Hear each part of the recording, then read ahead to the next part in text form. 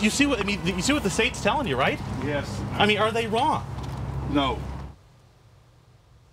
The Denver7 Investigates team caught this guy pretending to be a psychologist. He's one of dozens of healthcare imposters in Colorado that state regulators left unlicensed and unpunished. And tonight, the governor himself is as outraged as you are. Right. I mean, as always, in public office, you hate to tell the journalists, it's a good thing you did that, because otherwise we wouldn't have gotten it, and you're actually making the community safer.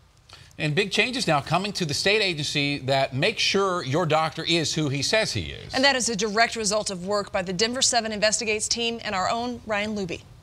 Were you aware of these concerns about these fake doctors and nurses and psychologists prior to seeing our story or hearing about our story? No, I wasn't aware, and I think this is the role of the media. People aren't aware that these kinds of slips are occurring, and in some circumstances, such as what you found, they could have significant ramifications. Where's the breakdown, would you say, or is this a breakdown? I think it was a lapse of the system. In other words, the system was allowing, there was no rigorous follow-up. No, there wasn't. Governor Hickenlooper saw what we saw, healthcare imposters who may have treated you or someone you love. We found a fake nurse, Jennifer Jackson. Why am I being arrested? You're under arrest because I believe that you falsified your information there. She stole the license belonging to a real nurse. Because I think she has learned that the system is flawed and that she's able to slip through these cracks like this over and over again. We found a fake psychologist, Randy Flint. You said you're a clinical psychologist, sir.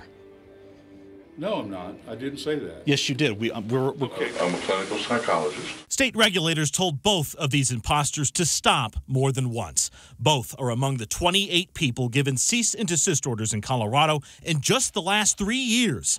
Of those we found, only 2 were criminally charged with unlicensed practice. It's disturbing. I mean, not just as a prosecutor and a former district attorney, but just as a citizen, it's disturbing. Tom Raines is the executive director of the Colorado District Attorney's Council, which represents every district attorney across the state. He's just as concerned as the governor. Well, it's clear there's a systemic failure here. He's alarmed at what Denver7 Investigates uncovered, that Colorado's Division of Regulatory Agencies, or DORA, has rarely referred complaints about fake healthcare professionals to law enforcement or prosecutors. Is there any good reason that you can think of why you would not pursue that case?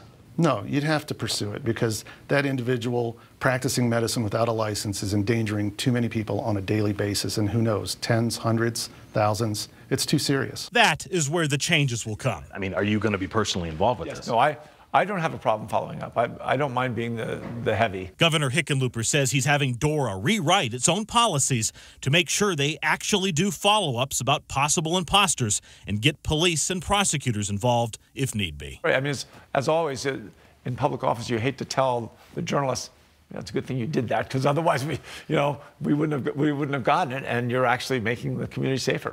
Now, we know those new policies are not yet finalized. We also know that DORA has been working with Denver police to produce some sort of a training video that officers across the state could use to stop these healthcare imposters more quickly.